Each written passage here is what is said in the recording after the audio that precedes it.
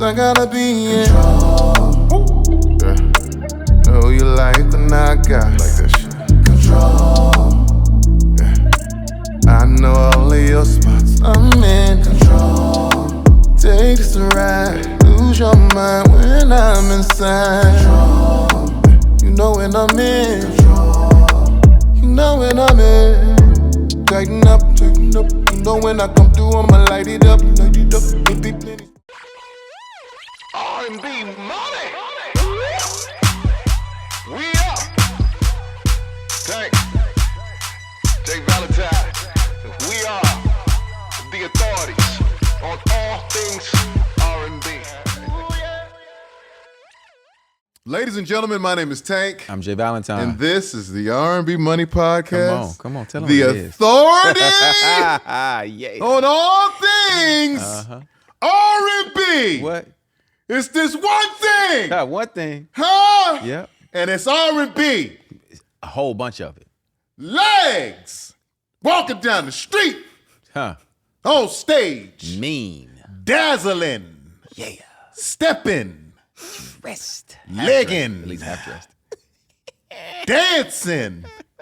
Singing. Hair going every which Hair way. on. Yeah, every Good. which way. Yeah. Great hair. Great body of hair. Awesome face. You guys, this is a very special episode. This is the homie, and she is absolutely an awesome human being. R&B Money Podcast, people all over the world. Hey, Marie! Yeah! Hey!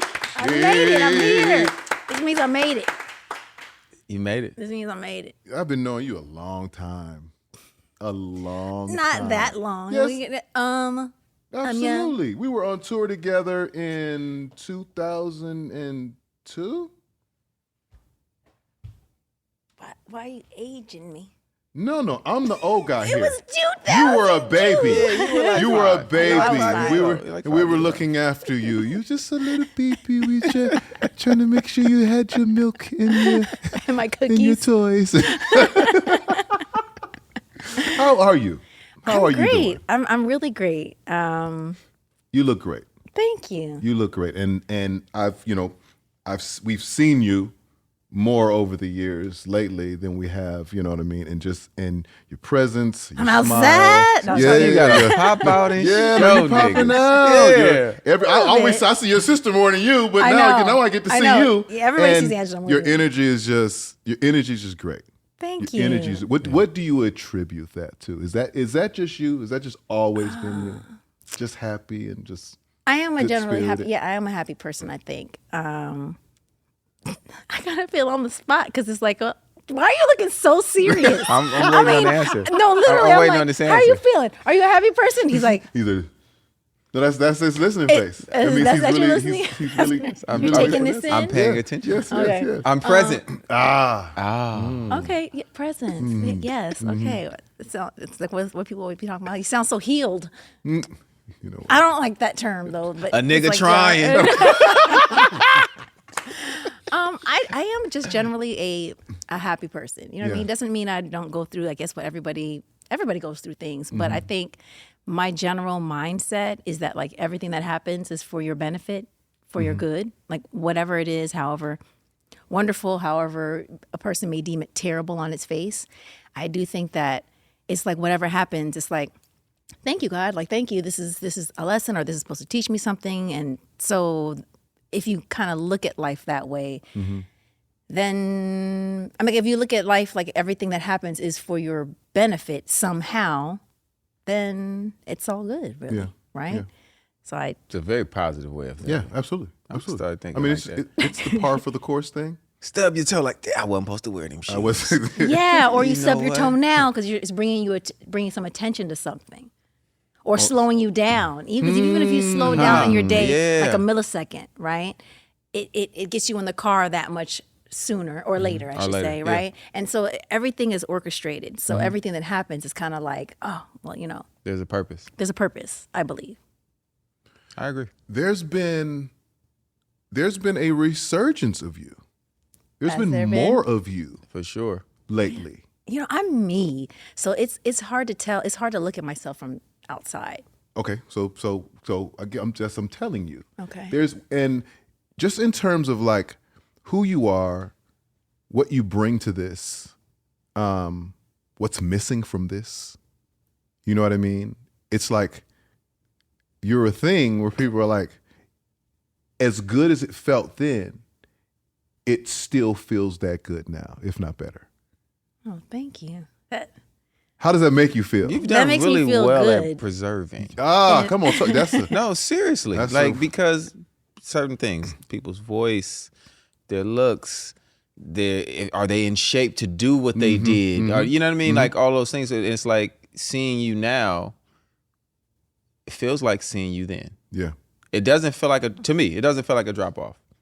Okay. When I see it, I'm like, oh no, she's still cooking. Yeah. You know what I mean? Thank like you. when you popped out at the BT, you remember I hit you. I'm like, Yeah, yo, we had a were time. so you going nice. crazy. I'm like, you was so crazy great over there. because you were so sweet. Because you recorded it. He was like a proud, like, bro. He was like, he was recording from the side. So when he sent me the footage, it was from the phone from the audience, and I was like, oh, So you care. we were you in the really back. care. We were stuck, because once they start recording, you can't come in. But we were just watching, and it was me, my wife, and I don't want to mess up her name, the Olympian gymnast, not Simone Biles, but Oh, the young girl.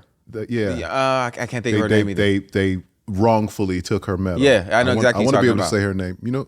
I think she might be a Blasian too. No, yes. Yeah. I can't yes. think of her name though. Jordan Childs. Jordan Childs. So it's me, my wife, and Jordan Childs, and just a bunch of people, and we're all back there, and we're just taking it all in because it's all like nostalgic and all great. And then you come on, and we're dancing, we're having a time. And my wife is like, she look good, she killing this shit. I'm like, yeah, I know she is. She's like Jordan is there, she dancing. I'm like, you don't even know nothing about this, but whatever. And that was the effect that you had on me, almost 50-year-old, and a Jordan Childs who's Probably 22. yes, Yeah. maybe. Yeah. You know what I'm saying? That's the effect that you are having in 2025, 26. Well, I mean, it's really humbling. You know what I mean? It's really humbling because music is something like to be able to be a part of anyone's life, like to provide any bit of the soundtrack to a person's life and like their experiences, like that means a lot. Definitely I'm trying to figure out how to phrase this. Like after any like long period of time to still be able to have that effect, it's humbling. I feel like that's the only word. And you really, I think, realize as an artist, like how big that is later. Because that's something I really realized earlier on, like in my career. It didn't, like people would say, oh my goodness, this song helped me through this, helped me through that. But it's different when it's like someone can tell you how this helped me through this thing back then. Yeah. Or like it got me through this over time. And you like realize how what you do, even though it's like art and it doesn't seem sometimes like really important, how it does make a difference. Because as an artist, it's really easy to look at things and say like, oh, there's so much stuff going on in the world. I'm not curing cancer. I'm not doing this. I'm not doing that. Like, what am I really doing?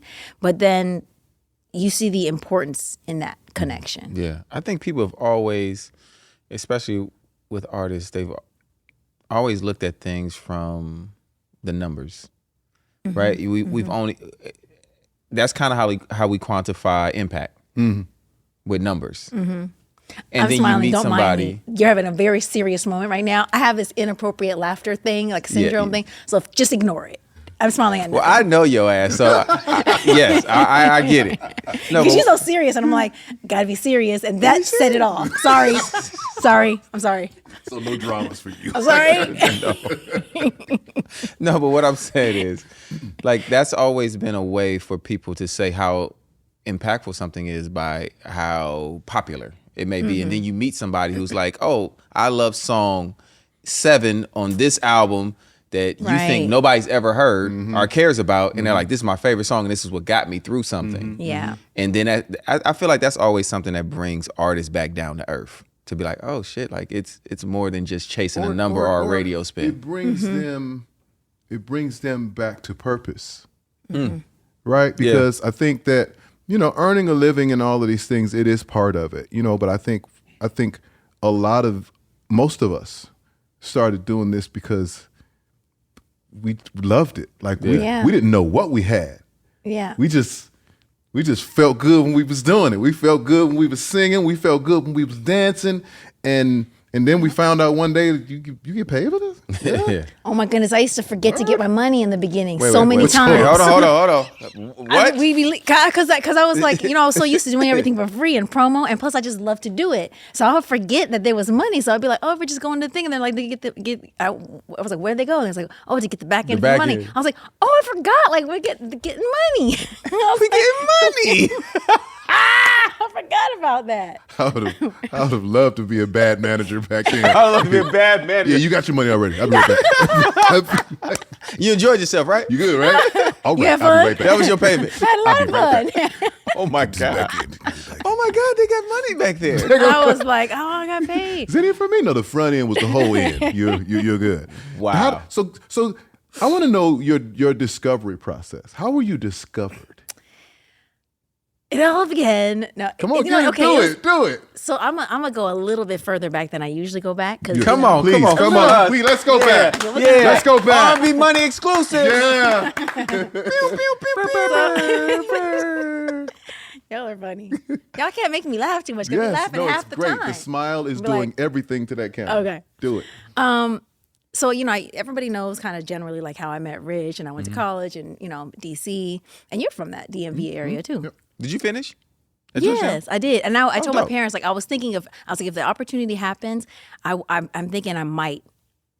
What do you guys think about if I just leave in the middle of it? My dad was like, maybe, it depends. My mom was dead set against it. But my mom also cried when I became a professional singer because she was kind of disappointed about that. About becoming a person. Okay. Asian, so it's like, singer? She's like, all she heard was karaoke. She's like, that's not going to pay the bills. Well, she's just like, that's all. She wanted me to be a professor or a lawyer or like a professor or something like that. But she also, really what it was, because she told me later, she was just really scared. She just knew about like sex, drugs, and rock and roll. I'm crazy. So she was just like, no, we can't do that. Anyway. You weren't about to do I that digressed. shit. No, that's why she thought I'd be a professor or a lawyer. So she thought that it'd be like a little too crazy for me, and she was just worried. But anyhow, that was a digression. Let's go back to the beginning. So before I went to college, I was still trying to like figure it out in high school. And so like I did different like talent shows. I think I signed to something like when I was in high school. I can't really remember. But it was like a record company. It was in Alaska. And they were trying to do their thing, and I think they were pretty decent. In Alaska? In Alaska, yeah, and they because I lived in Alaska too for like because military brat, so I just lived there for like 3 years, and I tried to do something with that, and then I came to do like this talent show or this talent thing that was happening in New York. That didn't work out, but I ended up bumping into some people that ended up coming into the music industry later, and that they were also at that same talent show. I realized as I'm telling this that it's not particularly interesting because there's nothing that happened with that. So we're going to move on to college. When I went to college, that's the story that everybody pretty much knows. Like I was just like always trying to like figure it out. Did you do any development or anything with the Alaskan kind Well, what I did do some things like some modeling picture type things. I'm not a model though, so that wasn't going. The biggest takeaway from that period is they plucked my eyebrows too thin. That's honestly my takeaway. Because when I came out, I'm like, look at my early video, I'm like, why are my eyebrows like that? I'm like, because that's what I got from that period of time. Was that the modeling and it's just like some crazy thin eyebrows. I did also sing on a dumpster, so that actually helped. That was important. So my biggest takeaway was too thin brows, doesn't look good. Got it. Sing, don't be afraid to sing. I was the person who was like scared to be in front of people.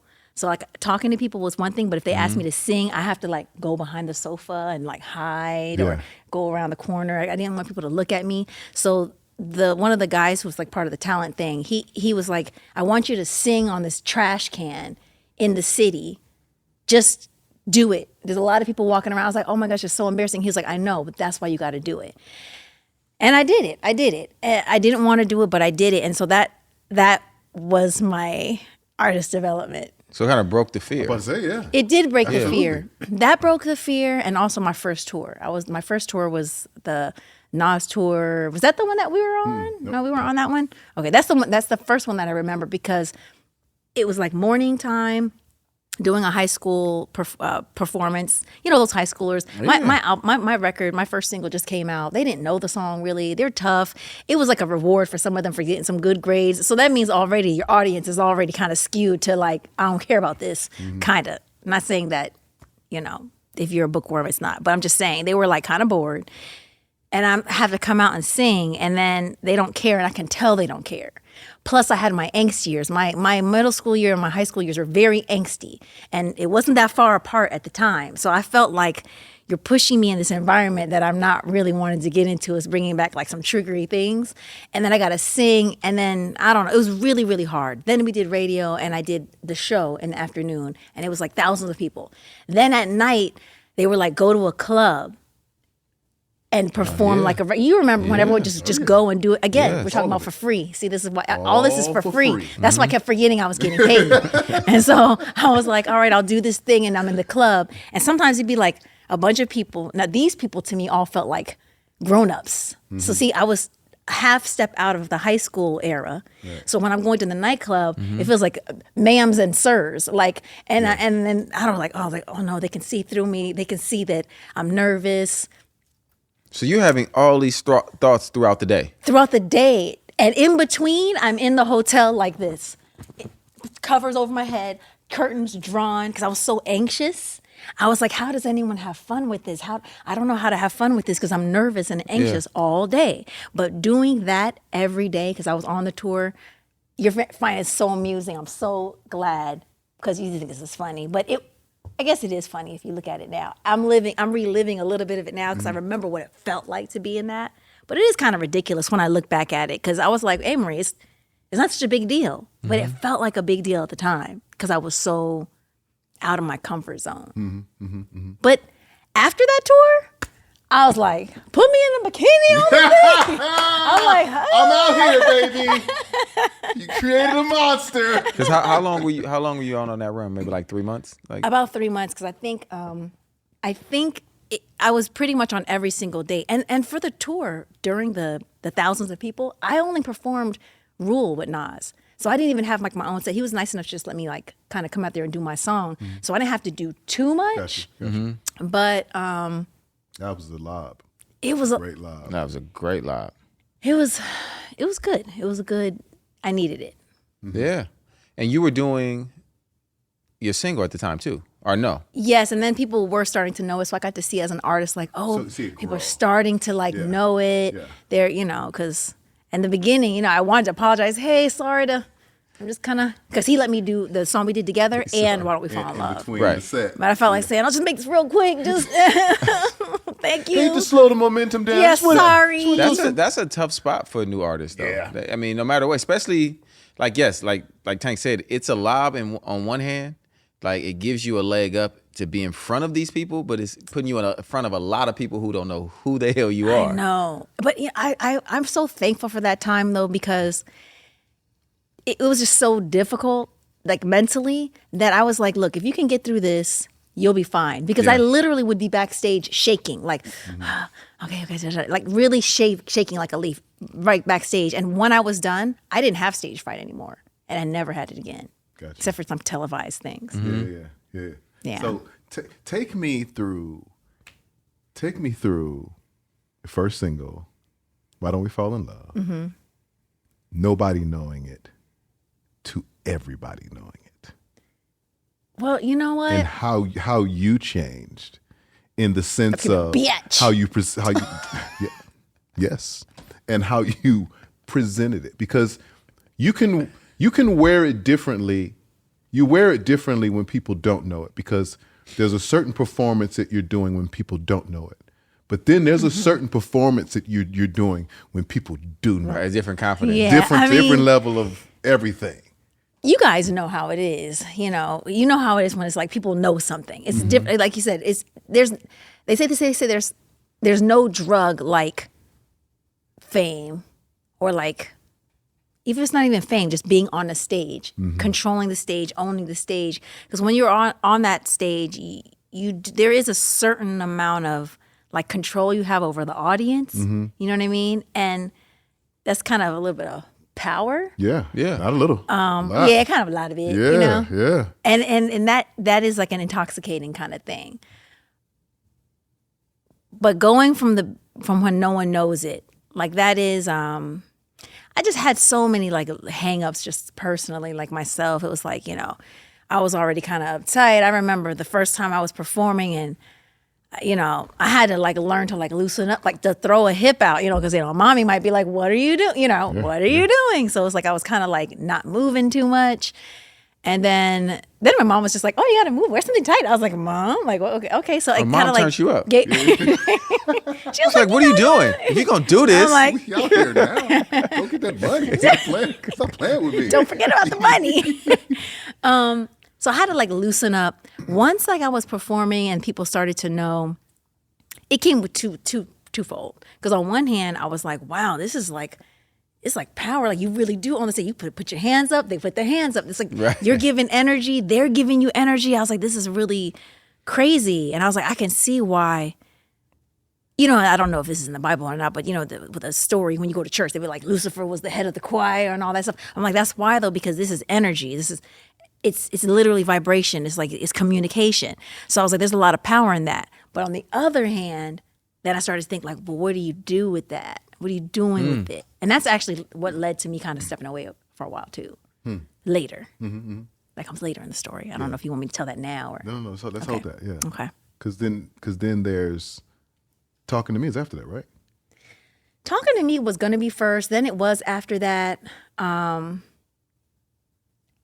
think something was supposed to be before that though, but Talking to Me did come after that. That was the second single on that album. That was the second single. Yeah. Why Don't We Fall in Love was incredible. No, it changed music. Why Don't We Fall in Love was like quietly my favorite song. Really? That song is amazing. Incredible. I appreciate The that. delivery, the vocal, the video, the musicianship, the chord structure, everything. I was just like, oh my God. And then you get on stage and you were killing it. It was all great.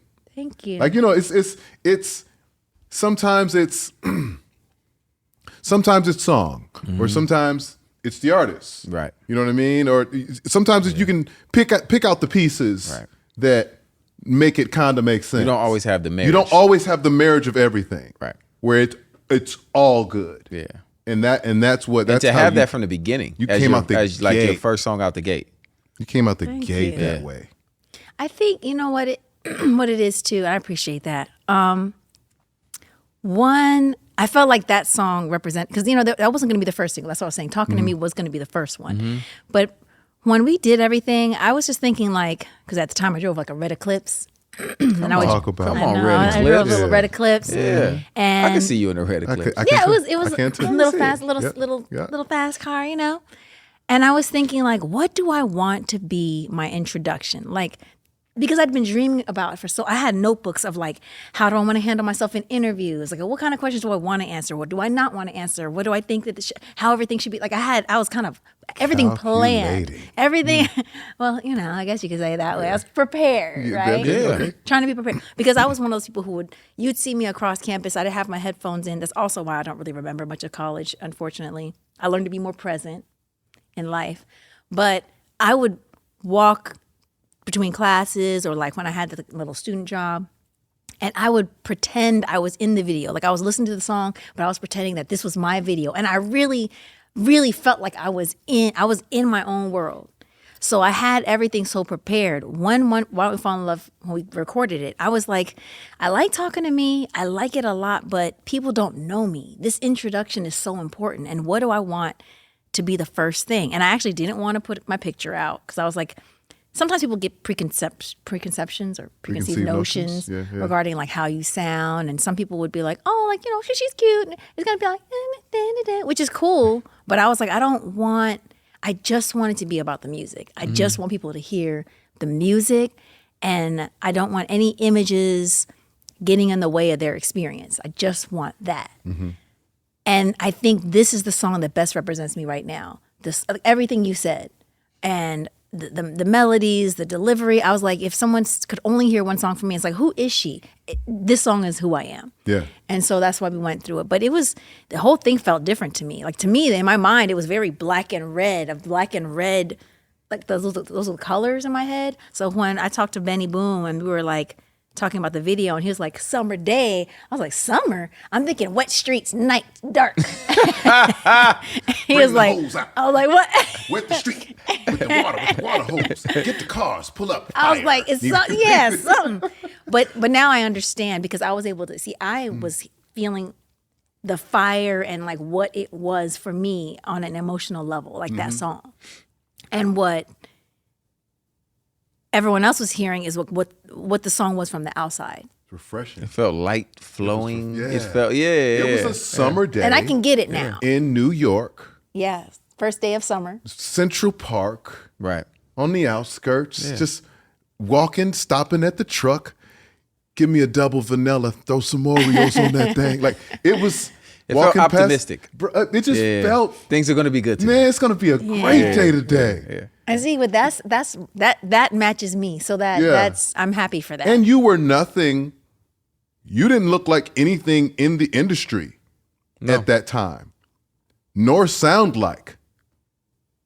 So that was... Well, I know some people were like, they can hear the Amerie influences, to be fair, which she's one of my biggest influences, Mary J. Blige, so that makes sense.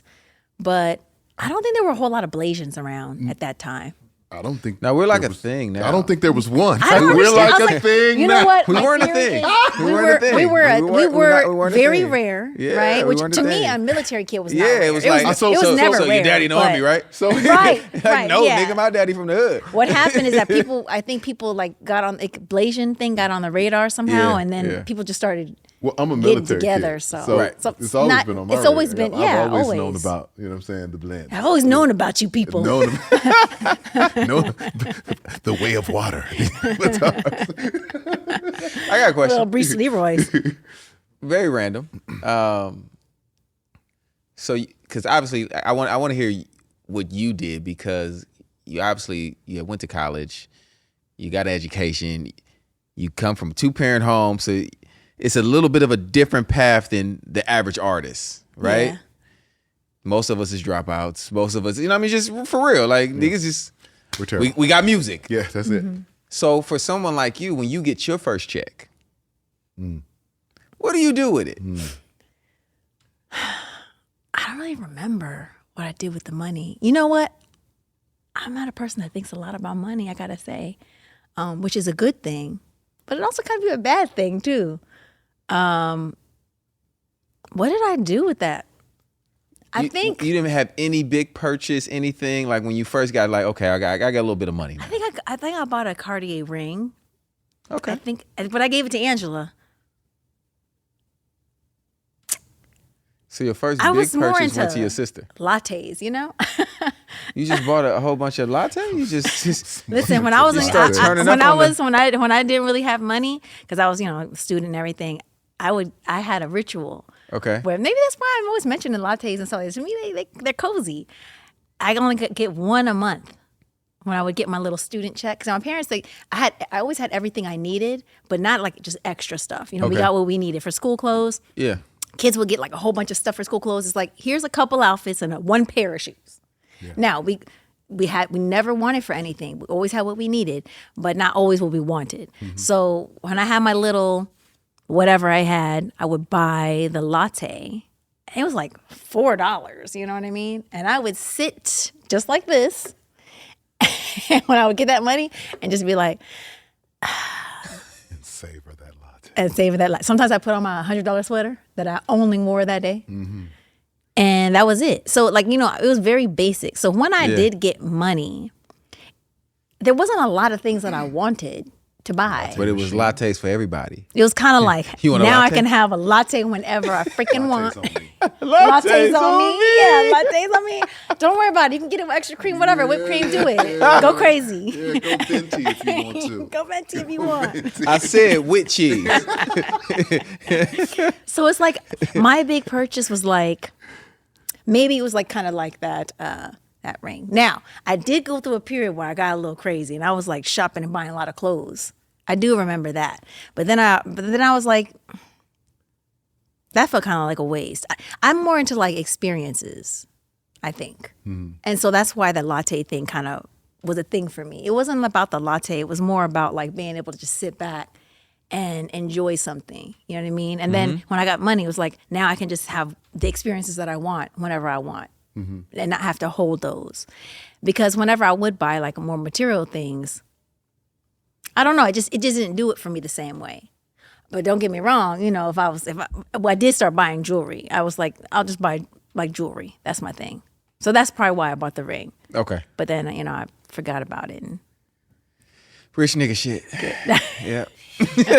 But yeah, that's what I did. But I was also, that's again, you got to remember, I was forgetting to get the money. I was forgetting that I was getting paid for stuff. Did you ever get the actual money? I did, but I would forget You every think you show. got all of it? Did you get all I think of it? so, because I was also not a person who was counting the money like that too. I was like, cool, got the money, good, thanks. This is crazy. Put it away, and I was like, oh, I probably should count You were it. just having fun. I was just having fun. I was like, wow, it's funny that I get paid to do this, and I still feel like that a lot of times. You know what I mean? Like, I'm still thinking like, wow, you actually get money to do the thing that you would want to do anyway. You know what I mean? Like whether it's music or writing a book, it's kind of like, wow. So get were paid for that. you actually present in the beginning? I was during too really? anxious. So you just really anxious throughout the whole thing? For like a number of years, I was too anxious to enjoy it. You know, like, and then it hit me later on when I was overseas. I was like, you know, I know you're really nervous about, because I talked to myself out loud. You know, I told you that. I was like, I know you're really nervous about this. Like when you're by yourself, you're talking out loud. People will literally be like, oh, I thought you were on the phone. I was like, oh, no, that's just me. Or they'll just come into a room and I'm just standing in front of the wall. Do you know or a why bookcase. it's out loud? Because I mean, it could be like maybe I'm just connecting with my higher self, or because it's not usually like, what am I doing? And da-da-da. It's usually like, oh, I'm like so mad about this thing. But it's like, well, why are you mad? Because I just feel like it's just really, I guess I was really upset about X, Y, and Z. Well, first, I mean, it's good to acknowledge that you're mad, but maybe, I mean, I didn't realize how crazy it was till I saw this one thing about a serial killer. And I was like, ooh, that's not like that? I Well, can see how it's like when you uncomfortable. see movies or, you know, me shooting movies and stuff like that, there's always this conversation with yourself and it's out loud. And so I don't talk to myself out loud, but I'm wondering, you know, I was wondering if the movies was just depicting real life. Like some people do talk to themselves out loud. Out loud. Yeah. No, Ruben does it. literally. So Out loud. so you saying it like, I'm like, okay, there are people that really do that. No, I do. Because sometimes you can get outside of your emotional stuff and what's going on, and you can connect to like a deeper part of yourself, and that's the part that will be speaking to you and talking you through like whatever is going on, right? And it helps to kind of see things from a different perspective in that way. So that's kind of like what I did. You know what? I with- think I do it. See? Are you But I don't, remembering a but time? I don't talk. Like I don't talk. I'll be like, I'll be doing that. Okay. And Most Zia be like, I ever do is, Zia man, be like, these who the Yeah, niggas fuck got are me you talking fucked up. That's the talking to myself I do. And Shit, it's crazy I'm because you have about to such blow a this baby thing face. up. It's like the way when Jay says it, it makes me be like, "Are you going to? Are you gonna blow it up? Are you gonna blow it up? Are you mad?"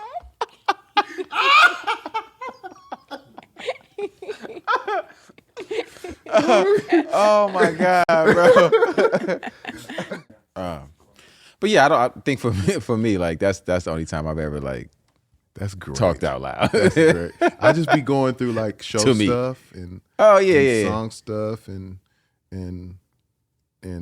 I don't know, just maybe. I just Are you playing both parts? Because she plays both parts. yeah, what Yeah. she's doing is She sits on she's both another sides of the level. couch. Yeah, there are levels to it. So she's on the expert level. Like I'm beginner. So I'm just still expressing one side of the conversation, which is mine. Oh, But I'm got not it. out loud. Yeah. But I do find myself like mumble whispering, like what's on my mind, and everybody looking at this. Look at this. Y'all heard that? It helps to say it out loud sometimes. Yeah, I don't know what 'Cause that you can- is because I do that when I'm singing. I'll just it don't sound like nothing. And are they but there was a lyrics that you're singing, or Sometimes it's lyrics and sometimes it's just a vibe. Sometimes Oh, I'm okay,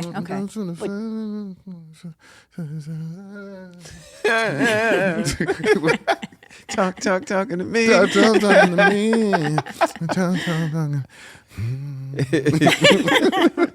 So I get it. I highly recommend it for people to Okay. try if they ever have like in all seriousness, if you're ever like going through something and then you're trying to figure it out, because we all have that part of us that's who we are, like on a soul level. Yeah. Like that's not necessarily your personality. That's not what you're going through. It's beyond emotion. It only witnesses. It does not feel the emotion. It witnesses and it watches. And that's why I say it's like your higher self or not. So when you're like, oh, I don't know, I'm like really worried about this thing. Okay, you're really worried about because well, you're worried about that now because this is happening. But know that on the other side of this, that you know what there is that you have to do with this thing. I know, but it's just like I'm trying to figure out how to get this and this, but it'll be figured out. It will be figured out. It's like, yeah, I know that. Okay. And you do all of that. Okay. I do all that. But I might be like in front of like sometimes I'm in front of my bookcase. Like my son came in, he was like, Mommy, he was like, oh, you were talking to yourself. Because sometimes I'm saying, or I might be ruminating on things like about life. And I'll say it out loud. Kids are so, I love kids. Kids, because they're are great. honest. Oh, 100%. Because they just are honest. Oh, you're doing it again. But he gets it. Yeah, he gets it. They'll let you live. They'll be like, oh, okay, I thought you were, I can't tell that you're on the phone sometimes because you have your ear pods on. So I don't know if you're talking to someone or just yourself. I'm like, oh, thanks, baby, though, for your patience, you know. As Because you talk about like how anxious you were and just in the early stages of this, did you ever get a chance to feel like you were being successful? Did you ever get a chance to really like really see it? No, and feel I'm it? going to do that this time. Because I don't actually have like, there's some things I'm going to do differently. And I was like, Amerie, this is what we're going to do. Because, normally I'd be like, oh, I don't like photo shoots. I hate doing this and those kind of things. And my dad was like, if you're going to do this, Amerie, you need to just, do it all the way. Do the things. I know you don't like some of the stuff, but do those parts. And I was like, yeah, you're right, Daddy. I am going to do that. This is like a couple of years ago. So this time I remember like I was going to do a photo shoot. I was like, oh, here we go. I'm going to do the photo shoot. When can we be done with it? Can we do it real quick? Because I don't really like to take pictures. I never like to take. And I said, no, Amerie. And I actually wrote it on a piece of paper like in February. I said, those old things, I was like, that's the old you. We're going to sacrifice that old you because the old you, that's the old you. That's not you anymore. The new you loves to do photo shoots. The new you I always love to go to events when I'm there. But the lead up of going to the event made me anxious and dread it. Yeah. But then everyone's like, but you never be wanting to leave. You at the club. Because I actually like going to the club and I like going to like the ratchet club. I don't like going to no bougie club. I like a hood club. That's what I like. Because those are fun when people dance and it's just like it's just the vibe is different. So I was like, we like going out and we like going to things. And that's what it's going to be. And because inside you do like that. So we're going to put aside the old things that didn't serve any kind of real purpose. We're also going to enjoy the moment. Because I started learning that at the very end, but I didn't really. We're going to get you your plaques. You don't have no plaques. Well, you've never ordered any. Or I know, I not just even didn't really even about care. ordering I just them, didn't really but care about They it. should have sent them to you anyway. Can you I was like, you should look just at say your that thing. I was a part of it. And Okay, we'll do that. We'll do that. I'll get them for you. We'll do Like, Tank, you did. Yep, I worked on it. No, Did it cost money? Where's the money? Didn't they send you the money for that? Yeah. So I was like, we're going to get you your plaques because I was always so like, it's like, do you want your plaques? And I was always like, no, I don't know. I don't really, later Yeah. when we'll wait till another point when I get them. And then I kind of forgot about them. So I don't have like, I think I have one from like France, this one the record producer that I did a song for.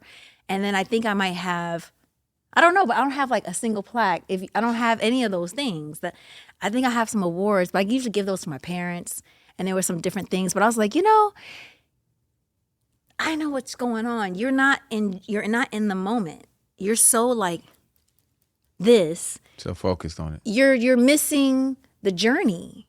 And I was like, I don't want to miss the journey, because when you're so focused on just getting to your destination, you realize when you get there, there's nothing there. It's only you. When you get to the top of the mountain, it's only you. There's no one ever talks about that, because then no one won't want to make the trek. But the whole point is like how it was getting up the mountain. Yes. And I just didn't see that. So that's why I was like, you don't have no plaques. I know some girls, they be having like cute like photos. The photos. You been going to the girls' bathroom and she got like the picture of her like this. Like, Yeah. I was like, you don't have no photos of yourself, like not even one.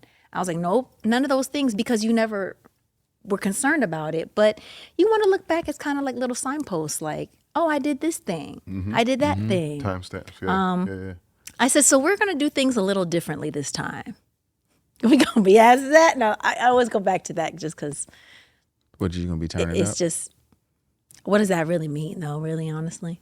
I mean, that's really just having a good time. Everybody has a different definition for outside. Having a good time. Having a And good time. Having a good time. That's the thing. Having It's a like, good I was like, I'm gonna have a really good time, because I was too anxious the first time around to like enjoy anything, honestly, because I was like so anxious about it and too nervous. Like when I would go into a city, I was too nervous to do anything because I was just like dreading the thing, and is everything going to be right with the sound and the lighting and the show itself and the run through, and what do I need to do? I'm like, girl, you are in wherever, Germany. You are in, let's go to get something to eat. Let's run by that, like do a quick stop at that museum thing or that one thing you wanted to see.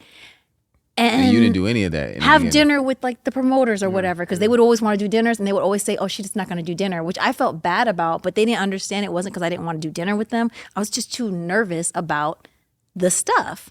I said, we're going to go do dinners. We're going to enjoy, because this is an experience. So my whole outlook is different. So is it Amerie the influencer now? Are you? No, I really don't like that term. You about to be out here influencing shit? No, I mean, Get ready with me? no, I don't like that term. But I definitely will. I want to experience everything, and I'm not anxious about it, because I also realize too that there's a lot going on in the world, and it's like it's so easy to feel like the things that we do, like as artists, because there is a certain level of self-absorption that we have. You know what I'm saying? But ain't nobody really paying attention to you that much all day, every day. They're going to see it, and then they're going to move on to the next thing. So it's like, for you, it feels like, and it's not that dire. It's not that dire. Just have fun. I also think part of having fun is as an artist, is the delegation part of it, which frees you up in so many ways. Hard. And so it took many years for me to take my hands off of things and just trust people to do what they're supposed to do in the way that they know I like it. So Somehow I feel like, whether it be a sound man or a manager or any of these things, it's like the relationship and trust has to be so where you can go to sleep and wake up, or just get into a city, not go to sound check. You know what I mean? oh, Show up for you the ain't show. even showing up to sound check. You living on the edge. No. I mean, my guys know How you want to sound? how I like my stuff. You know what I mean? It's so hard. And we do rehearse it and practice it so that we know. And maybe in the first city we do one, maybe in the second city just to touch it up and make sure. But once I walk in the building, I'm just vocalizing and doing push-ups. And put Are my you clothes literally on. doing push-ups? Absolutely. Okay, I was believing that. I was Yeah, like, yeah. oh, I was. Oh, no, someone you said that serious. I might have thought that was like a metaphor for like getting ready, but I was like, No, this no, tank, no. he's probably literally like, yeah, 1, yeah, 2, yeah. They want to 3. see these things. Yeah, Oh, okay. yeah. So it was that delegation that freed up a lot of space. Like, in y'all don't got here time for all me. this approving this and doing the sound check. I got push-ups to do. I got some crunches. Come on. And I get it. could rest. I could really go to sleep before a show and really wake up like, Ready. and let's go. That's hard to do though, because I am like super picky. So when it comes to like artwork, for instance, I almost got to do it. I'm like, what about the colorization, and what about, because I can tell when this is here, but it should be here because the balance between the space and here and here. And a lot of people don't see that. It's called OCD. And I have OCD. I suffer from it. I've suffered from it terribly. Actual but OCD. I had to take my hands off of things. Like I had to actually start. Like Jay helped me start appreciating things that were so obscure and so not right. Okay. So I want to not hear more right. about this. Right, especially musically. Music. I'm like, Jay, it's not right. He said, but it feel good. Oh, okay. I can see that. It would be so wrong. But right. But once I threw away my musical education and my posh gift, and once I threw all that to the side and just started being present in with just what's happening and stopped listening with just being objective and giving it all a chance, I started enjoying things that I'd never enjoyed before. I can totally see that conversation happening between you Oh, it's guys. I can hilarious. totally see it. It's hilarious. Because Jay is just like very straightforward too, and not overthinker. He's like, nigga, He's- go he's listen. like- No, he's an absolute overthinker. I think But he's very also instinctive. he's also willing to just do away with his overthinking and say, man, that shit rocking, dog. I don't Yeah, give a that's fuck what I y'all mean. He's talking very about. instinctive and just like Yeah. No, I mean, and I think for me and for him, right, we come from two different sides of music, right? I learned music, in a sense, from the streets, ultimately. Yeah. You know what I mean? Yeah. And he learned music from theory and from church and, you know, all the right things. And for he's me, like, I learned it the bad boy way. and I How mean, bad to were you? not You know what I even. mean? 'Cause Jay, I tease him because he's got a baby face. So I'm like, how bad were you? I was actually good. You were Bad not. things. You were not. Well, I did my things, but from a music standpoint, I didn't understand any theory. I still don't to this day. I don't understand it. I can tell you what a middle C is on the keyboard, and it really goes as far as that. Like niggas start talking about chords and the progressions of this and I'm like, yeah, listen, all that is weird. How do we make it sound good? How does it feel? How does it feel? How do we make it feel good? And I think him and I coming together and working together, we found this happy medium of like, okay, it's very talented still, but it's digestible. Yeah. That actually To the world. sounds like a perfect marriage, actually, between because it's like having that theory, but at the end of the day, it is feeling, it is emotional. And then he started pointing stuff out to me. Yeah. You know, where it was like, no, Jay, it sounds like this because of that. And I'm like, This okay. is a piano key. Boom. Yeah, you know what I mean? Yeah. So, and I think the other part was just us trusting, and having that respect of being like, okay, he know what he's talking about on this side of it. So I'm smiling just because I'm like, it's a pro story yeah, no, it is though. full of love and talent. It really is, man, and it's helped us. Okay, back to Amerie. She can't wait to sing another verse of Bro Story. Excuse me. Do we get to this one thing? Is it time to go there? Or I think we can, yeah, because let me think if is there anything. I'm gonna skip over anything. Cause like you do it with Why Don't We Fall in Love? You do it with talking. You do it. And now it's time to do it again. Oh, second album. Is there pressure? There was pressure, and you know what? There was a little bit of me learning what I really loved too, because between the two albums, I did a movie, and that's where I because there's writing and reading and writing, and there's music, there's acting, and that's when I learned that I liked acting third best. I was like, because I was on set. I went into it like I'm really excited to do it, and it was a great experience. I was really excited to do it, but I remember I was like, I really need to get into the studio. When is this movie done? This is great. But and I was like, wow, you really like this, but this lets you know where to prioritize it. So the second album, one big thing I wanted differently was I wanted to move, because that's what I actually said in the first album. Sorry, excuse me. The first album, it was kind of like moody and a vibe. Actually, a lot of people would come up to me and they'd be like, why? Why Don't We Fall in Love? Yes, right? But then they would also say, and maybe I Just Died.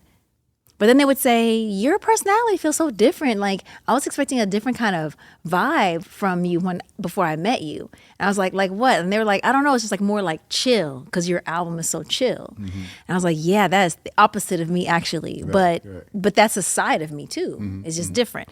But I knew that at the time, I had told Rich when we were creating it, I really want to be on stage and I want to dance. I want to dance. And I'm into like rocking out on stage. That's like what I want to do. We just hadn't figured out how to get there. Yeah, what the music would be because we were just going with the flow of the music, and it wasn't that. So I was like, we got to get it this second time around. So I remember when he was playing that and a couple other songs like for that project. And I wasn't really sure where we were going with it at first because it was also like kind of confused. It was a lot going on. I think I actually specifically said that. Yeah. It's a lot going on. I was like, and even just scratching here, it's probably how I felt inside. Like, I don't understand what is going on. Right. What's happening like sonically. Right. It's a lot.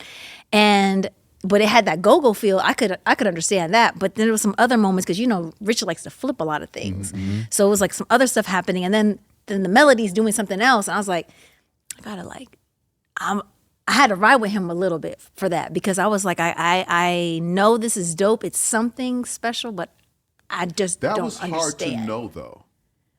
What that was? What that was. Because it wasn't a thing that we had heard before. And putting it together like that. Yes, the go-go elements were in there. Right. But that wasn't go-go. And you know DMV, so you know what I mean. It's like, yeah, the 100%. Elements are there, but it's other stuff happening. So it's like, what is this? It wasn't a straight ahead go-go record. Way. What is it? Was otherworldly.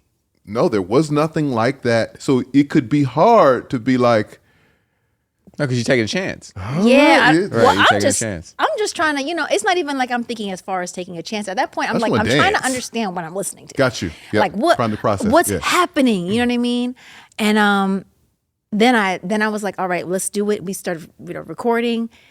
And I felt like there was something special, but I wasn't sure what everyone else was going to think. Because I didn't know if everybody else would think kind of how I felt. But I was a person who I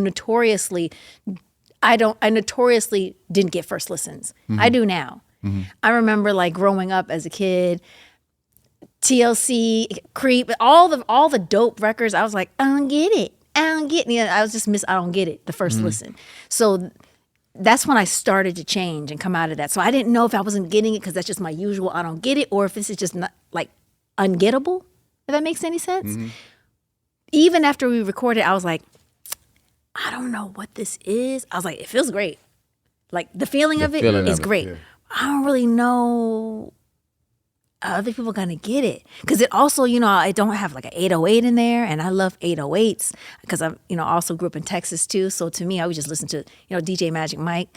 There was a Magic Mike or just DJ Mike or just DJ Magic. Anyway, it was like just bass. I was like, when I grow up and I have a car, I'm gonna have a car with bass in it, and it's just gonna be like a lowrider with a bunch of bass in it. That's what I want. Like that's it. 808s. So I would always ask Rich anyway, like, where are the drums? That's what I used to always ask Rich Harrison, who's like, where are the drums? He was like, what are you talking about? I was like, I don't hear the drums. You're sick. What are you talking about? I was like, dum, dum, dum, dum. I was like, where's that? He was like, oh, you're talking about eight. He was like, he was like, oh, you're talking about 808s. I was like, yeah, can we put some in this? He was like, no. No. I was like, just try it. No, I think actually a couple times he did put them in there and like, but I was like, oh, he was like, okay, I did the 808s. I was like, where is it? I was like, it's not doing the, He was like, it doesn't go with this. You wanted a Caprice Classic. Rattling in the trunk. I did. Oh, wow. I did. That'd have been a whole different artist. What? I did. I like that. Do you understand how sonically, like, as I'm just listening to these songs in my head, replaying them, I don't know who else could have sang them because it needed a certain texture and a certain energy in order for it all to make sense. I don't think you were the calm in the storm, right? Because your voice wasn't the calm, but it was the constant. Mm. It was like it was like the thing that we could reach to and hold on to. Dang, while you got we a way of rode saying through. stuff and be making me feel like, I guess any artist, like we be doing stuff because it's like, No, the way you say it makes it sound like it's so great. Think of it this way, right? If it wasn't everything that I'm saying it was, Okay. it wouldn't matter today. And it fucking matters. Thank you. And you feel it when you get on stage. You feel it when you walking down the street. You know what I'm saying? You feel it when you outside now. You feel it when they saw you at the Brandy and Monica tour and we was on the riser. They're like, oh shit, I'm in this thing. Like, you feel it because those moments and those songs and what you did, they matter. Thank They were you. dope. It was classic. Did you know you were making classics? At the time, no. Although we did have a conversation, like Rich and I did have a conversation. He was like, it's going to be classic. People can say this is a classic album. That was the first album, though. Mm-hmm. But then we were also like, because we do feel like it's a great album, and everyone's first album, the introduction is always like the classic. Mm-hmm. And I was like, I know. And then they're going to be like, why don't you make another one like this? We were having that conversation while we were still creating it. I didn't even have a record deal yet. And it was like, then they're going to be like, why don't you do it like the first album? And you're Why talking don't you about make it- the album that's not even out yet? Yeah. We ain't He's got a like, record it's deal. going to be a classic, right? And then I was like, I know. And then people are going to be like, why don't you make more like this? And we're like, that's what happens. It's the thing. He was like, get ready, nigga. And I was like, yeah, I know. I was like, you get ready. Well, I did it. We did it. And it's been a great journey. But also, I do feel like when we did put some art into the world that didn't quite exist in the way that it was when we put it out. Yeah. And that felt really good. Yeah. You are and it still you feels are an good. originator. You can The egoic part of me says yes, listen, but then there's another. So on the R&B Money podcast, Okay. You 'Cause get I to don't talk believe your that these shit. things it's are pop You your ours. talk shit your time. shit.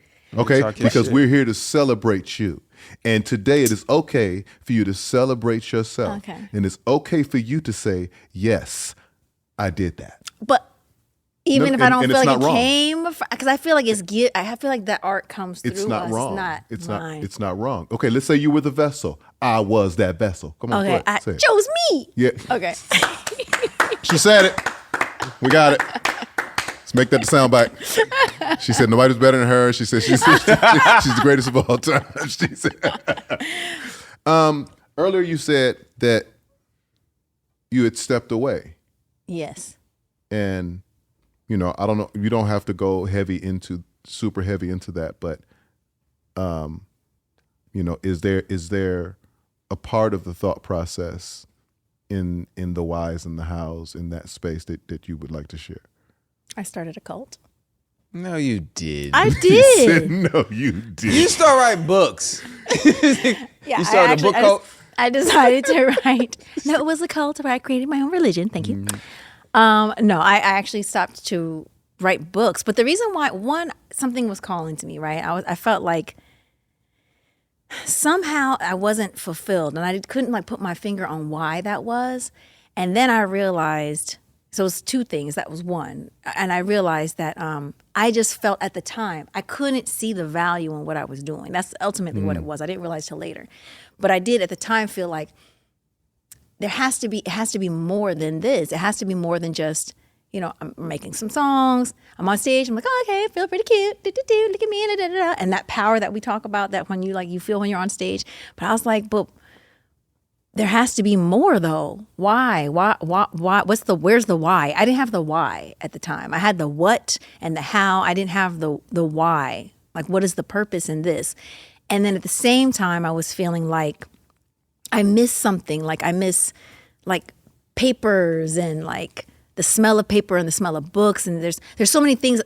Then that was before I realized I was missing story. Then I realized I miss stories. And it's like, yeah, that's why I've been trying to put these stories in these videos, but they don't fit because the kind of video I want to make is astronomically expensive. I want the snow. I need another planet. And you know what? Chris Robinson pulled it in for me because when we did the video for Touch, I had told him, I was like, he was like, we're just gonna club, some dancing stuff, some sexy stuff. And I was like, yeah, sexy, but also I need 2 moons. This is another planet. We have landed on this other planet. Are we another species? I don't really know, but still looks like human. But we need to be somewhere else. And he was like, I got you. I can at least, I was like, Tell me what you can do. I couldn't get all the effects that I wanted because, again, that was really expensive. And the story I wanted to tell was like a little longer. But he did give me 2 moons, and he built a jungle in the parking lot. And so when I got there, I was like, okay, that's great. But people won't really get that when they see the video. They'll probably like see it kind of, sort of, and it's like in the club, and it's hot and sexy. But there was also a story there. And I was like, I can't tell the stories. Like I had another video, I was like, it's post-apocalyptic kind of Mad Max vibes. But I couldn't tell the story I wanted.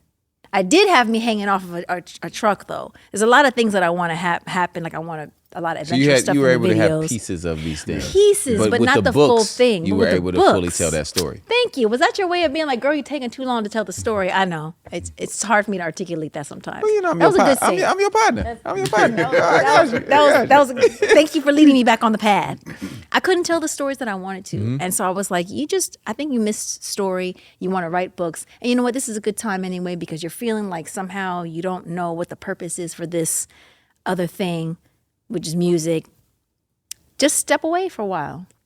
Just do that. And then I kept doing little things here and there. I'd put like a song out or something like that, but I wasn't like really doing it. But I always knew, though. Like I knew, again, the voice, or it's not even the voice. It's just the others, the me, the deeper me was like, that this is going to come back around. Don't know when, but it is going to come back around. And you're going to be in a place where you really get it. And it's going to be better on so many levels, because you're going to understand the why. You're going to have your why eventually. But I didn't know when that was going to be. And it turned out to be like 15 years later, or 15, depending on how you look at it, 15, 20 years later. So now I get it, though. I get it. And it took me a long time to understand essentially how art is important. And even though you're not curing cancer, even though you're not a doctor saving lives, even though you're not stopping wars from happening, you soundtrack the lives of people. We're human beings. We need to connect. We need that energy. We need the music.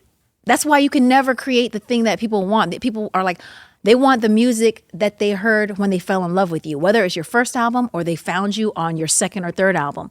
That album for them was their introduction to you. And the reason why you were introduced to them was because they were going through something at that time where your music resonated with that. Right. You can't recreate that.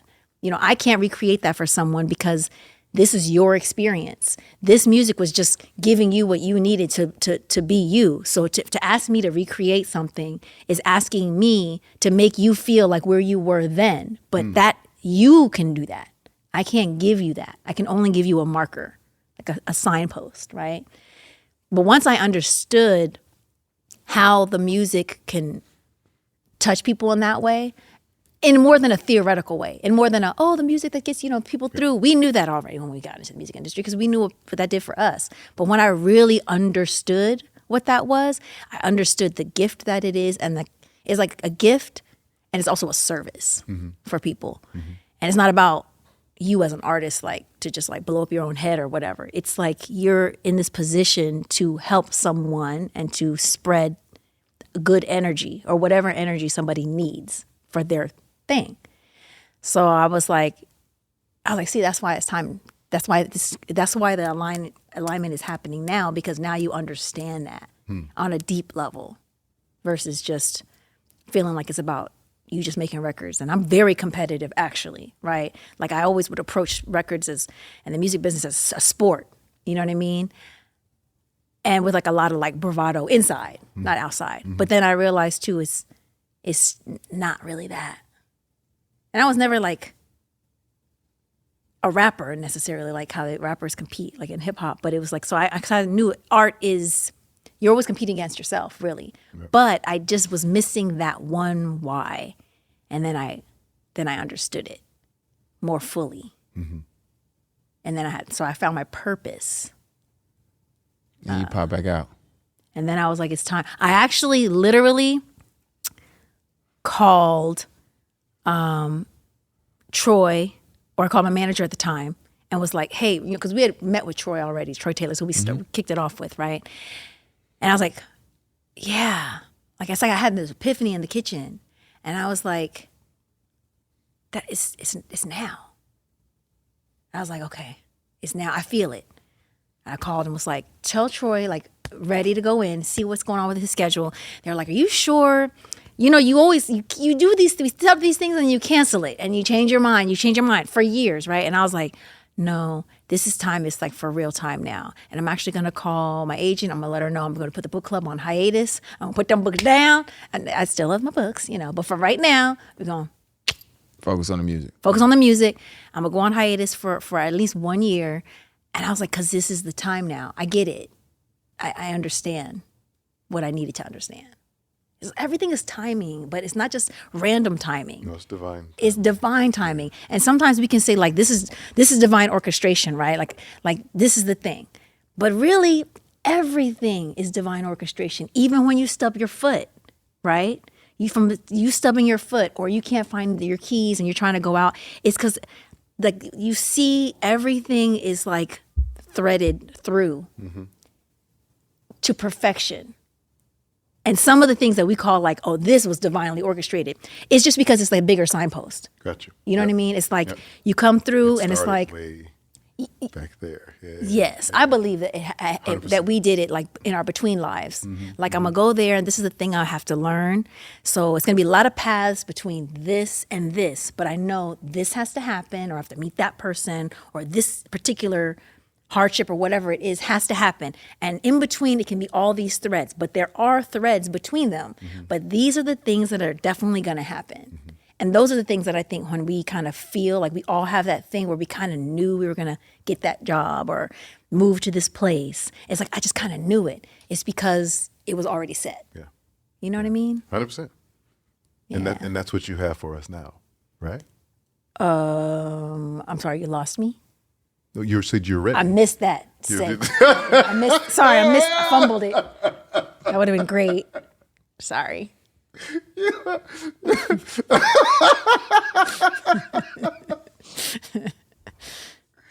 This is what I told you the other night. People have no idea how hilarious you are. You're not even trying to be. Like, you are hysterical. Thanks. What I'm saying is that you're why, you know why, and you are in that space as we speak. I am. And you have totally in that space. Something for us. Yeah, because I was like, wait, well, I was like, you didn't tell me I was supposed to sing today? No. I ain't got nothing for you right now. No. I was about to light the stage. Play it. It's like, no. Oh, mine coming up. Turn it up. First live performance. No. But I'm just saying in terms of delivering us, you know what I mean? You. On a platter? Back in a music, in this musical space that I know, that we know, you belong in. Listen, the book club is awesome. Books clubs be booking. Books are booking. But it's not the same as music. We want you back singing though. We want you back doing this music thing. And we're glad that you are back. Yes. Right? And that you're showing up to the hood clubs. Yep. Yeah. So I'm just, I'm working on, I'm in Atlanta. They got classes. Anyway. She in classes in Atlanta, guys. So you know, hey, she's. I don't know if you know what I'm saying. I don't know if you're looking. She's doing it. She's around. Yeah, since we're on this music thing, and the resurgence of Amerie back outside. You have the single that you put out. We got to define that for the people. No, we don't. No, because apparently, let me tell you, I got some new definitions. Apparently. Outside? Here's what happens. Netflix and chill? Here's what happens. I thought Netflix and chill was really watching something and chilling. Yeah. And it became something else. You are chilling. No. Chilling can become something else. Someone told me Netflix and chill was never Netflix and chill. I was like, was it never? It's always been Netflix and chill, but everybody chills differently. I just realized you got to get them definitions together first before you start saying stuff. When you're outside, you a grown ass woman. Yeah. When you go outside, you can do whatever you want to do when you outside. Yeah. Don't have to define that for nobody. Ain't nobody the boss of you. I know. I'm the boss of me. You goddamn I literally right. told somebody that the other day. Shit. Told G had that. He said, that's literally my job. I said, why are you trying to be the boss of me? He was like, that's literally my job. You know what I'm saying? Like, all right. Ain't nobody shit. I'm the boss Go of ahead, me. Jay. Finish what you're saying. You're back. I'm outside. In my way. With a record out. Chatting. Putting music out. Yeah. And I've seen it. We've talked about it. I've seen just the type of energy that you got back from different artists, from the public, and just people that are appreciative of the fact that you want to do it again. Yeah. How does that feel for you? That feels, it is humbling because I never like to assume that people like, you looking at your phone, you bored? I'm so sorry that I'm not entertaining enough. No. Okay. No. Don't you do this. Go ahead. I know that there's someone must be in the hospital. I'm so sorry. Yeah. I guess that's the only thing that would have. Yeah. They're back to life though. No, but you never know. Like it's like I feel like sometimes like there's a few things going on with me because on one hand you never know like if people like your stuff, and I just mean just generally like if they like your music, not a particular song, but maybe they just don't like it. Or I feel like when I went through this whole experience of like becoming like a recording artist, it's not like I was a kid doing it first, right? Mm-hmm. I went to college. I went to high school. I worked at like KFC. Like, hi, welcome to KFC. Would you like a cool creamy dessert with that? We had to ask that at the end. I had like these very like Americana type situation growing. I was a bagger at the grocery store. You know what I mean? Like, so for me to come into it was not like, I never confused it for who I am. Is what I do. Making music is who I am. Being an artist, I am an artist. Like, period. Right? Mm-hmm. You're just an artist. But I never felt like when I got in the music business, like this is who I am. It's like, no, this is what I do. And people love me, but what they really mean is that they love how I make them feel. So I never got it twisted, right? So to feel like getting the love that I get, it always feels like a surprise to me. And it also feels unexpected, Like, oh, wow, really? Like it's some, I don't know. Well, I hope I don't lose that because then maybe I would be taking that for granted. So I think I'm still getting used to it, probably. Mm-hmm. Sorry, I was just giggling because it's different from the ladies and the fellas sometimes.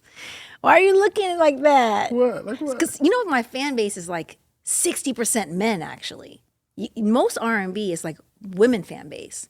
But my fan base is oddly like half and half with a little bit more male. So niggas fuck with you. You know what I think it is? I think it actually is because it's a really great blend of hip hop and R&B as far as like when it came out, like the sound at that time. But you don't feel so a lot of weird guys that Amerie. didn't listen to You don't feel weird as a man. You don't feel weird listening to Amerie. I got a lot of that. They were like, I don't normally listen to. I don't normally do this, but I listen. Fuck with your shit. I think another great part of that is and it's weird. I don't know. Maybe you've kind of figured this out on purpose, but it's like being sexy, being beautiful, but not being sexualized. Thanks. Like I told you, I'm outside. It's a new day. You ain't even seen these new. No, I'm kidding. I'm kidding. You just said you didn't want to be outside. Now you're outside. I'm not. It's a thing where it's never been viewed as extra or I like or soft, too much sexy. or. That's what I actually told my team when I first came out. I was like, listen, one, I was like, I'm in charge of me. Mm-hmm. I was like, I definitely am all for, I love short shorts. Y'all already see me in my short shorts. Mm-hmm. I wore short shorts in school. Mm-hmm. But if I do any bikini stuff, it's kind of because I want to do it. I'm not going to let anybody just go in and try to sell me or whatever, which actually was cool because actually the label actually was kind of more, like Donnie Einer was the head of the label at the time. Mm-hmm. He actually thought that the cover of my back cover of the album was too much. Mm-hmm, it was like, it was really just like kind of what would be equivalent to boy shorts or biker shorts, like to here with my legs out from the side. It was a great pick. But he was like, what is this? I heard about the meeting. Yeah, what is this? She's all out there and the thing, you're like, he wasn't pleased. But I was me, and that's what I wanted. So for me, it was like really important to like own my own sexuality. You know what I mean? But then I also told them too, my personality, I was like, I'm not a hard, sexy person. That's not my vibe. My vibe is more like soft, sexy, and more sensual. Like that's as far as like an aesthetic. Mm-hmm, so as long as we stay in that direction, I'm gonna be good. And so you guys know who I am. You guys did a great job of that. Thank you. Great job of that. And I don't want to lead with that though. I was like, because let's remember it's about the music. Because I don't want Which it to is why just be... I think the music was able to do what it did, because it wasn't anything overshadowing it.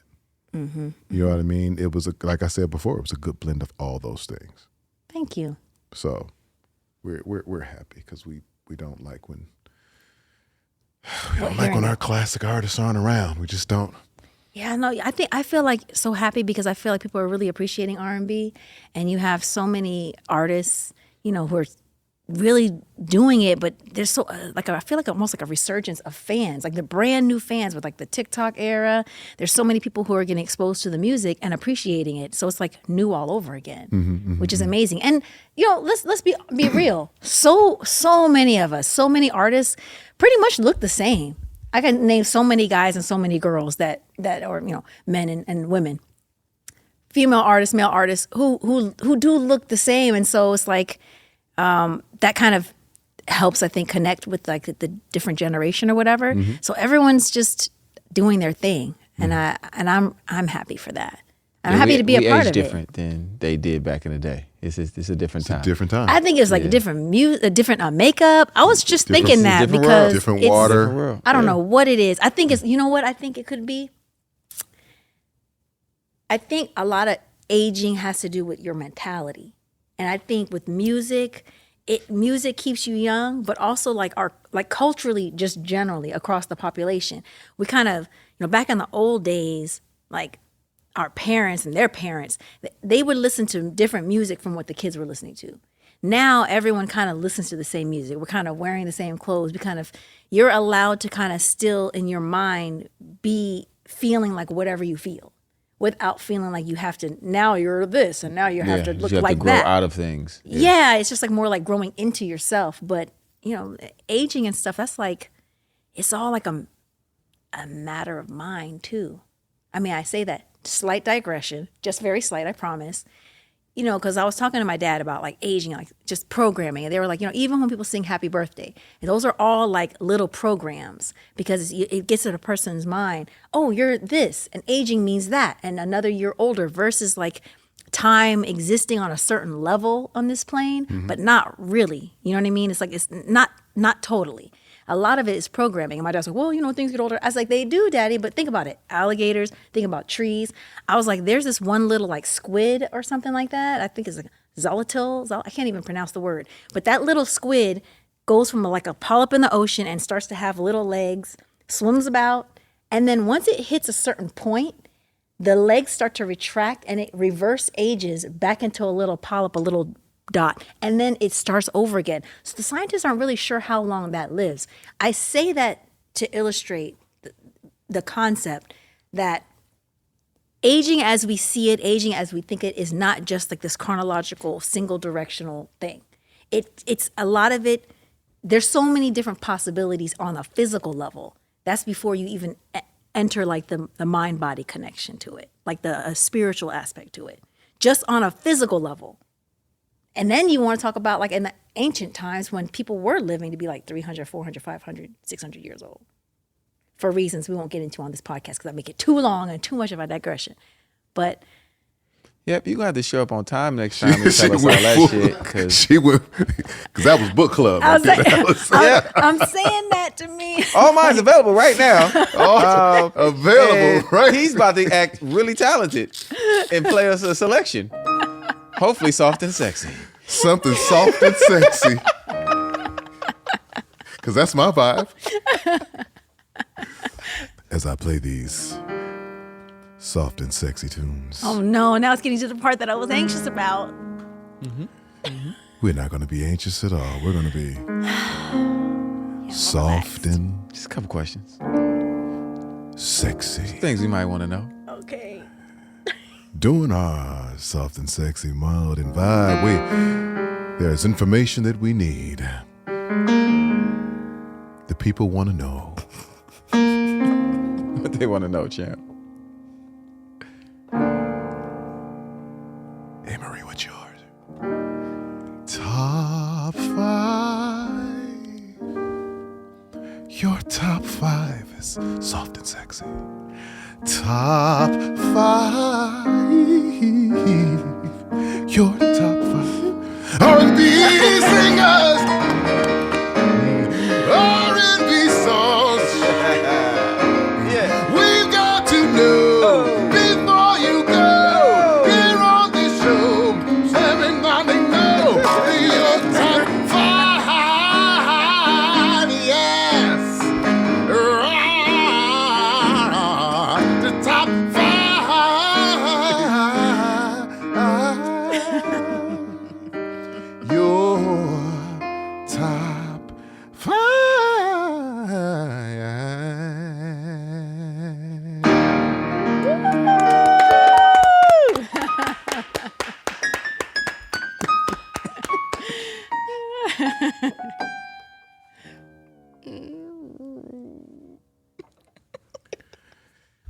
Amerie, your top 5 R&B singers. Okay, top 5 R&B singers. Well, Mary J. Blige, Come on, Mary, let's kick it off. Michael Jackson, Yes. Bow. Marvin Gaye. 'Cause I'm naming my M's, these are my the M's, the influences. M's. Oh, they're Yeah. all M's. The You're M's. right. Yeah. David Ruffin. Mm. Had an Yeah. opportunity to tell his son that like years ago. I was like, your dad. Your dad. I was like, your dad, like it's a big influence. That's also one of my dad's favorite singers as well. Number 5 is hard because Sam Cooke is another influence of mine. Like Marvin Gaye really influenced me as far as like his wall of sound, his melodies, his approaches, like those background vocal, vocal arrangements. But Sam Cooke's simplicity, and a lot of these are like my dad's influences too, or as far as like from his influence. Sam Cooke, what I really got from Sam, what I learned from him was that you don't have to do a lot of vocal acrobatics. It was like the simple, like clean delivery. Yeah. But the reason why I'm like, ooh, it's like an asterisk because I could say Sam Cooke, but then I also want to put in, oh, it's R&B. Okay. Because what I was about to say, so it was not R&B though. It was like No, musical. but it's three. Like the Grease soundtrack, like Nigga, you throwing that- John Travolta that in your time, top 5? like kind of like, or like Hall and Oates. You know what I mean? Like there's those, but kind of R&B, kind of sometimes. You can throw a white nigga in there, Yeah. if you want to. Who? I think it would be like Hall and Oates. That's it's a duo. Is right? number 5? So, but no, I can't. Mr. Sam Cooke, I gotta have. Gotta have I gotta Sam? Sam. Throw Yes, Sammy because in there? he really taught me a lot. Because I used to think, like, man, I don't really do a lot of those vocal acrobatics. Like when I was in high school, and should I try? But I was like, no, you shouldn't. I was like, and I would listen to him a lot to be like, just capture that. Okay. You Let's don't need take it. that. All right. Okay. Top 5 R&B There's more? songs. Oh no. Okay. Yeah, it's crazy. Moments of Love. That's the instrumentation. I don't know if it's R&B, but kind of, We're right? rolling Top with it. 5. We rolling. Songs of love. Okay. Moments of Love. There's so many great ones. Man, Mary's whole like My Life album. But if give me all your love and don't stop loving. She did that, used the sample. All my, You know that I know that. That whole album, All Night though. Long? That whole That is? album. But I think for her, it was called. Uh, Maybe it was All Night. Did she call it All Night Long too? I feel like that. I always did because I just knew the sample. Yeah. Okay. Yeah. So. No, we're gonna go with Real Love because that's when I was introduced to her, and I was like, "What is this? What is Gotcha. this sound? What was this?" Yeah, that would change. So I said, "Moments of Love, Real Love. Real Real Love." There's so many. I can't just say artist. No, it's just the songs. Okay. Cry for You, why not? maybe. Why not? Right? Don't gotta be a maybe. Why not? Cry for you. Why not? Okay. Because it's just so great. Yeah. What's Going On, Marvin Gaye. Yeah.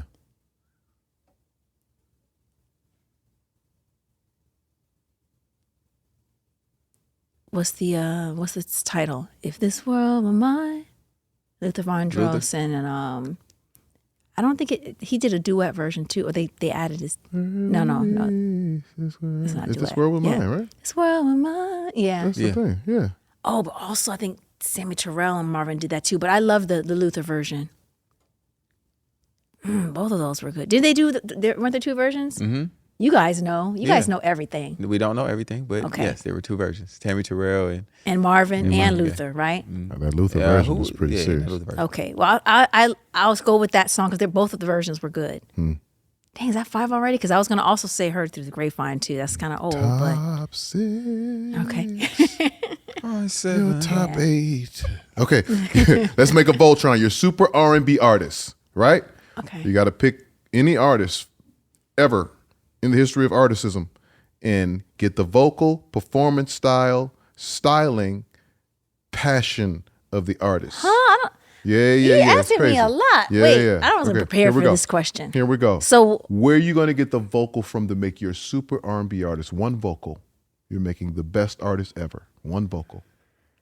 but there's so many different flavors. I Not really understand. one. Understand? Just pick one. I almost want to say, well, maybe might have to go for maybe Michael Jackson. Come on, Michael Yeah? Jackson's We're going the Michael voice. Jackson? Sold? Yeah. Okay. Sold. Okay. All right. You sure? I don't want you to be unsure about this. I'm going to be unsure. I'm already letting you know. This is. I'm walking into this with uncertainty. Okay, we're gonna going Michael extrapolate. Jackson. Michael Jackson. Performance style. And these are men and women, right? So you're getting the getting the essence. Just greatness. I would say Chris Brown. Michael Jackson, Chris Brown. I like it. Styling, the drip of the artist. Who's gonna get fly? Styling. I want to look to a woman for this. Wait, styling? Like, is it stage Like on styling? stage, yeah, Stage absolutely. styling? Yeah. I would say Beyonce or Cher or something, right? Because that could be, and this could be a male artist too. So I would say that taking the essence, if we're looking at, if someone's imagining a male artist, taking the essence of what they're bringing to the styling. And if we're a female artist, then taking the blend of a Cher and a Beyonce, yeah. So Beyonce, Cher, or Yeah. okay. Yeah. Oh, Well, actually, because Beyonce does a lot of the razzle dazzle already, and Cher does that too. So I would say Beyonce and Rihanna. Because it's a little bit bringing in two different elements. yeah, little blend. Yeah. Different kind of blend. A different blend. Because you're outside. I know where you're going with this. Got it. I don't. Got Where it. am I No, going I with see what's this? going on. Yeah. Okay. The passion of the artist. Who means it? Who makes you believe it? Who works hard? Gives it everything they got. Leaves it all out there on the stage. James Brown. It's been a lot of It's James, James in the Brown. passion Has there? category. James. Oh, A lot okay. of James. Okay. The original Brown. Lot of James James. Brown, yeah. Can't have R&B. Because without I was actually considering switching the two, but because it was like that leaves it on the stage like that. But then I was like, no, because I know I was like, I've got to go old school, not old, but go old school. James Back when people were hair like on the stage. going out there and sweat. fainting and then pulling the cape and then all that. all that. Sweating. Okay. All of it. Hey, Full sweat. I like that Voltron. Okay. that Was there another one? Oh, Go. I completed the You completed it. Voltron. You completed That was it. pretty good if I do say so myself. Hey, man. Yes. I think I have to add myself in there somehow. And that's since we're not being You humble. gonna and manage stuff. him. Yeah. No, I couldn't because I'd be like, "Oh, you were getting money. I'm sorry. Were you getting money for this?" They'd be like, "Where's my money, Emory?" I'm like, "Oh, wait." What else you got for us, champ? Here we go. I ain't saying no names. I ain't saying no names. Yeah. I ain't saying no names. Oh, yeah, we hear I ain't now. saying no name. Where you was, who you was with, what you did. Don't say shit. I ain't saying no name. Yeah. So we are at the very, very, very important part of the show. I know. I was so nervous. It makes about a lot this of people part. nervous. It does. Don't It be does. nervous. It does. Don't be nervous. Because scared. I feel like I don't know that. You got I've great heard so many. stories. No, but you guys Scared. have great stories. You've that told have me been great told. stories. Now just take the names out. Yeah. Will you tell us a story, funny or fucked up, or funny and fucked up? The only rule to the game is you can't say the names. That's it. Come on, tell us Okay, all the niggas you this done blocked in the story DMs. is- Come on, you tell us. I have not. We've talked about that. I know. I don't believe in blocking people. I just pretend I don't see them. That's a whole nother type of block. Okay. Because I don't want to make anyone feel bad. But if I haven't seen it, there's chances that I actually haven't seen it, though. Just putting that out there. Okay. So this is Amerie's. I ain't saying no I names. ain't saying no names. Well, one time at band camp. No, I'm kidding. Okay, so I was doing the show, and there was an older gentleman that was part of the show, and I walked down. They left their dressing room open, and they were just they're chilling there, story's not going where people think. But I just just wanted to say hi. And so I was like, oh, just want to say hi because it was open. People were coming in and out. And I saw them fixing their hairline with a Sharpie. Mm-hmm. And I said, oh, Mr. Such and Such, there's like products for that. I've seen like the guys do their lineups. And he was like, this worked for me for years. I'm going to keep on using it. And I was like, well, he was like, don't come off when you sweat. And I was like, well, is this good? It is staged this far. I was like, but they do have products, but whatever works for you. And that was it. See, I told you it wasn't that like major. He was hating on the. I wasn't hating on it, but there was. It was really. I was really like shocked because I was like, they do actually have product, but his lineup was clean.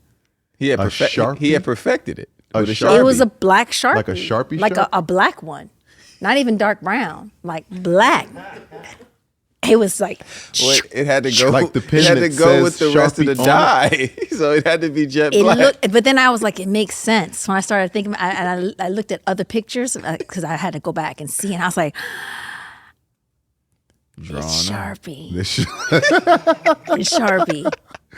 Yeah. The fact that you called him Mr. Mr. Made him probably feel like, ain't this a bitch? I don't know what to call Fellas, older gentlemen. There are products for that. There are products for that. There are products. Find you a barber to get you the magic, the right magic. If you need help, I know a few.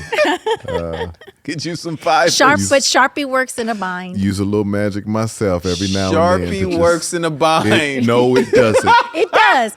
If it's dark, if you're going on a date, don't do it. If you're going on a date, don't trust her. You know what? You don't even got to do that. Because then she's going to call you women, Mr. Such and Such. Yeah. Oh, yeah, like Mr. Such and Such. I don't know the age at which you want to say.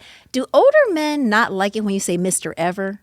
You call me Mr. all day long. Mr. I come from the color purple, Daddy. Oh, y'all go ahead and call me Mr. I was not Mr., but like I was like, how about Daddy? That's actually another. Now we just going somewhere, but y'all are guys. I should ask. Oh my God! Because we had this whole conversation with girls. Since we're talking about, I don't even know how we got to that. Oh, so you call me Mr. all you want. And that made me think, oh, Daddy. People like, what do you think about when women call men Daddy? I think that there's a time and place. But not just generally? No. Like, Daddy, can I have or a significant, yeah. But random, absolutely not. Not random. I'm talking about if that's the person. A significant, yeah. Oh, okay. So anyway, some people think it's gross. Some people, but I was also talking to a bunch of women. So this is my first time I'm asking men. No. What do you think about that? Because people say Papi. Yeah, we ain't tripping. See? I'm not Spanish, so don't call me Papi. I'm not Papi, but Daddy. Yeah, I'm saying, Daddy. call me, I'm black. Call me Daddy. Court, what are your thoughts on that? I live in Daddy? my provider space. You like it? See, I like it. Whatever you want to call me in that provider space, you can call me. That's it. I never tried that. I did go to Coachella with my dad. They were like, why you take your dad to Coachella? I was like, this is my first time going to Coachella. And I was like, I want Daddy to experience it. But when we were there, I would say, okay, Daddy, let's go, Daddy. And I was like, I could. There's probably some people that thought that y'all had some other shit going on. A couple people looked a little, and I was like, Daddy, I can't call you that here. Like, yeah, You're dad. You are here. You are dad. He Turks and Caicos. He's paying for that. Yeah. He put the bag on the line. Aruba. He got the Amerie. Oh yeah. I was like, Hey, Amerie. Like, my dad. That costs. Ladies and gentlemen, listen. First of all, thank you. Thank you so much. Yeah. Thank you for pulling up on us. We appreciate you being here. Guys. We appreciate the classics. We appreciate the newness. We really appreciate that. We are happy you are back. Thank you. It feels really what you do. good to be back and here. Yeah. And you coming back to perform for us at some point. I am. We talked, and I'll be ready. That stage right there. I see. We're going to set it up. Turn this thing up. Get the lighting right, because I know how you feel about lighting. Yeah, and the lighting is really great, actually. Yeah, guys. Yeah, we're going to get you right. It's kind of like professional. We be trying. That's what we do, man. Professional. If you look around, man, this is a good place, man. Shout out to the Sun Roast, man. Yeah. Taking care of us, man. But we thank you. And you already know. Anytime you need us, we're a call away. I am going to remember that. You know that. Because I will be like, so I'm thinking about this. What do you think about that? Easy. I take the call. You know that. Easy work. There it is. Ladies and gentlemen, I my name is appreciate you Tank. guys. I'm J Valentine. And this is the R&B Money Podcast, the authority on all things R&B. This has been Music and Books, brought to you by none other than Amerie. Thank you guys.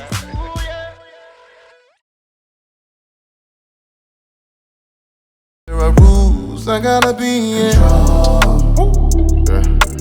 Know you like when I got like that shit. Control. Yeah. I know all of your spots. I'm in control. Take this to ride. Lose your mind when I'm inside. Control. You know when I'm in. Control. You know when I'm in. Tighten up, tighten up. You know when I come through, I'ma light it up, light it up. It be plenty.